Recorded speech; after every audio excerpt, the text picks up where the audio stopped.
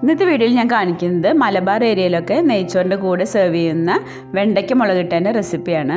അപ്പോൾ ഇത് നെയ്ച്ചോറിൻ്റെ കൂടെയും സാദാ ചോറിൻ്റെ കൂടെയും ചപ്പാത്തിൻ്റെ കൂടെയൊക്കെ നല്ല കോമ്പിനേഷനാണ്. അപ്പോൾ നമുക്കതെങ്ങനെ ഉണ്ടാക്കാമെന്ന് നോക്കാം.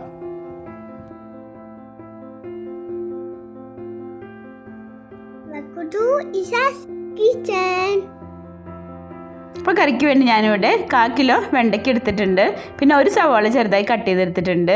പിന്നെ 1 ടീസ്പൂൺ ഇഞ്ചി വെളുത്തുള്ളി പേസ്റ്റ്, പിന്നെ 1 table spoon Kashmiri chilli powder, 1 teaspoon മല്ലിപ്പൊടി, 1/2 ടീസ്പൂൺ മഞ്ഞൾപ്പൊടി, പിന്നെ ഒരു ചെറിയ തക്കാളി ചെറുതായി കട്ട് ചെയ്തെടുത്തിട്ടുണ്ട്.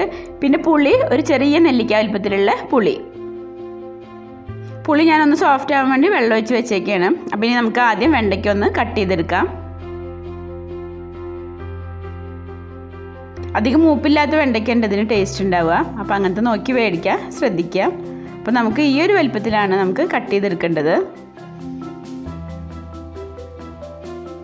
അപ്പോൾ നമുക്ക് എല്ലാ വെണ്ടയ്ക്കും ആ ഞെട്ടിയുടെ ഭാഗം ഒന്ന് കട്ട് ചെയ്തതിന് ശേഷം ഇതുപോലെ ഈ ഒരു വലുപ്പത്തിൽ മുറിച്ചെടുക്കാം.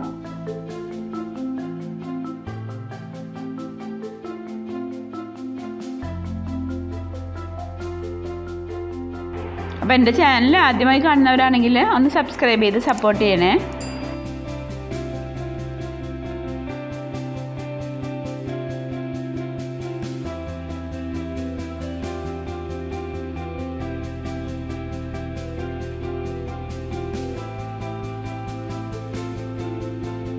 അപ്പോൾ വെണ്ടയ്ക്കെല്ലാം ഞാൻ ഇതേപോലെ ചെറിയ പീസായി കട്ട് ചെയ്തെടുത്തിട്ടുണ്ട്. ഇനി നമുക്കിതൊന്ന് വഴറ്റിയെടുക്കണം.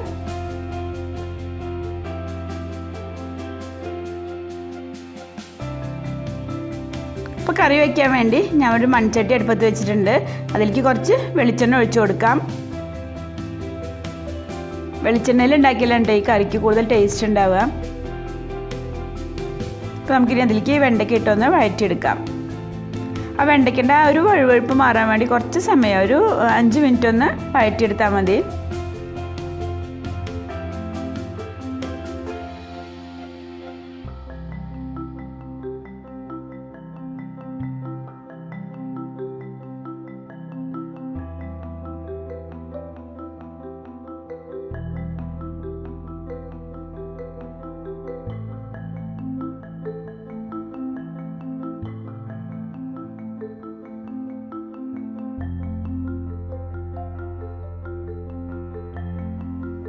ഇപ്പോൾ വെണ്ടയ്ക്കൊക്കെ വഴന്നു വന്നിട്ടുണ്ട്. ഇനി നമുക്കത് ചട്ടിയിൽ നിന്ന് മാറ്റാം.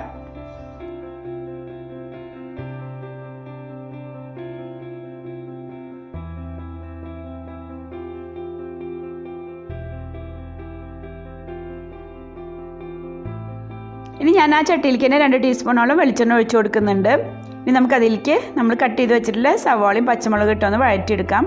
പച്ചമുളക് ഞാൻ 2 എടുത്തിട്ടുണ്ട്, അത് ആദ്യം പറയാൻ വിട്ടുപോയതാണ്.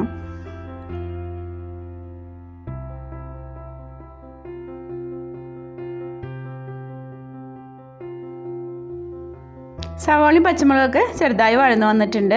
അതിലേക്ക് ഞാൻ കുറച്ച് കറിവേപ്പില ചേർത്ത് കൊടുക്കുന്നുണ്ട്. ഇത് അധികം നല്ല ബ്രൗൺ കളറിൽ അങ്ങനെ ഒന്നും വഴറ്റേണ്ട ആവശ്യമില്ല, ചെറുതായിട്ടൊന്ന് വഴറ്റിയെടുത്താൽ മതി.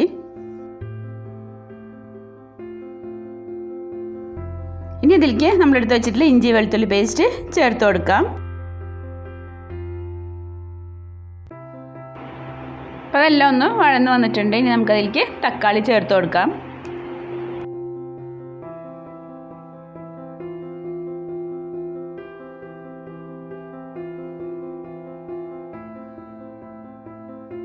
തക്കാളിക്കൊന്ന് ചെറുതായി സോഫ്റ്റ് ആവുന്ന വരെ നമുക്കിതൊന്ന് വഴറ്റിയെടുക്കാം.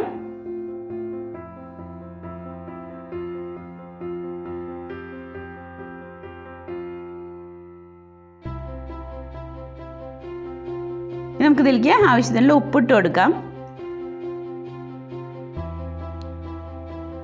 ഇപ്പോൾ സവാളയും തക്കാളിയും പച്ചമുളകും എല്ലാം നന്നായി വഴന്നു വന്നിട്ടുണ്ട്.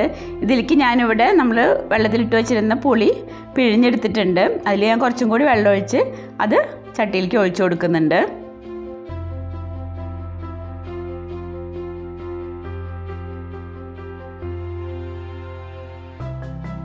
ഇനി നമുക്ക് നമ്മൾ എടുത്ത് വെച്ചിട്ടുള്ള മസാലപ്പൊടികൾ അതിലേക്ക് ചേർത്ത് കൊടുക്കാം.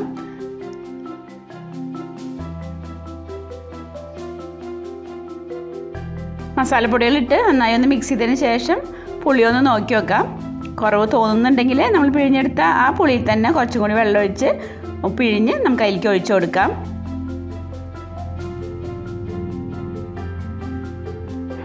ഇനി ഇതൊന്ന് തിളച്ച് വന്നതിന് ശേഷം നമുക്കതിലേക്ക് നമ്മൾ വഴറ്റി വെച്ചിട്ടുള്ള വെണ്ടയ്ക്ക് ചേർത്ത് കൊടുക്കാം.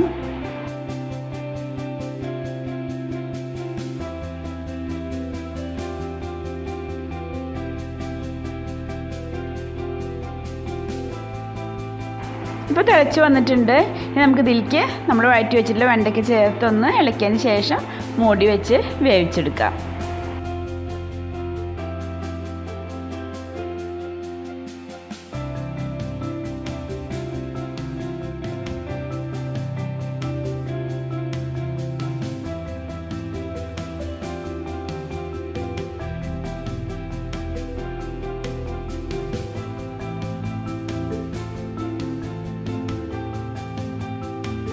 ഇപ്പോൾ 5 മിനിറ്റ് ആയിട്ടുണ്ട്. ഇനി നമുക്കൊന്ന് ഇളക്കി കൊടുക്കാം.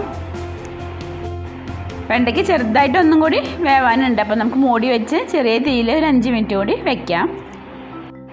ഇപ്പോൾ ഇതാ വെണ്ടയ്ക്കൊക്കെ വെന്തിട്ടുണ്ട്. നമ്മളെ കറിയൊക്കെ കട്ടിയൊക്കെ നല്ല പാകമായിട്ടുണ്ട്.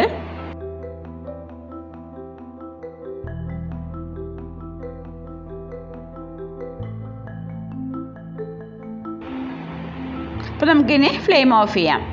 അപ്പോൾ ഇനി കറി ഒന്ന് താളിച്ചെടുക്കണം. അപ്പോൾ അതിന് വേണ്ടി ഒരു പാൻ അടുപ്പത്ത് വെച്ചിട്ടുണ്ട്. അതിലേക്ക് നമുക്ക് 2 ടീസ്പൂൺ വെളിച്ചെണ്ണ ഒഴിച്ചു കൊടുക്കാം.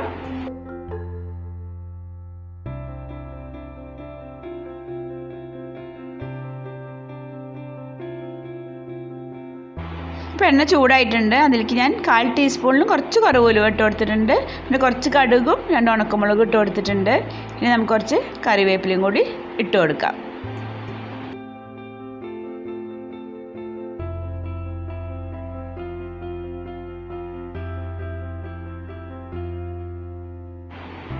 ഇനി നമുക്ക് താളിച്ചത് നമ്മൾ കറിയിലേക്ക് ഒഴിച്ചു കൊടുക്കാം. അപ്പോൾ നമ്മളുടെ വളരെ ടേസ്റ്റി ആയിട്ടുള്ള വെണ്ടയ്ക്ക മുളകിട്ടത് ഇവിടെ റെഡി ആയിട്ടുണ്ട്.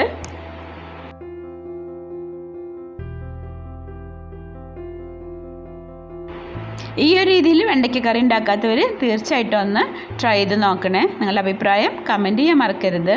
അപ്പോൾ ഇനി മറ്റൊരു വീഡിയോ ആയിട്ട് വരാം. Thank you.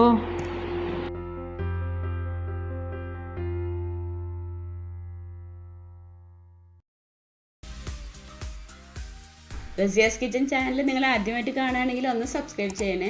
തൊട്ട് കാണുന്ന ബെല്ലൈക്കനും കൂടി ഒന്ന് ക്ലിക്ക് ചെയ്യാം. അപ്പം ഇനി അടുത്ത വീഡിയോയിൽ കാണാം. Thank you.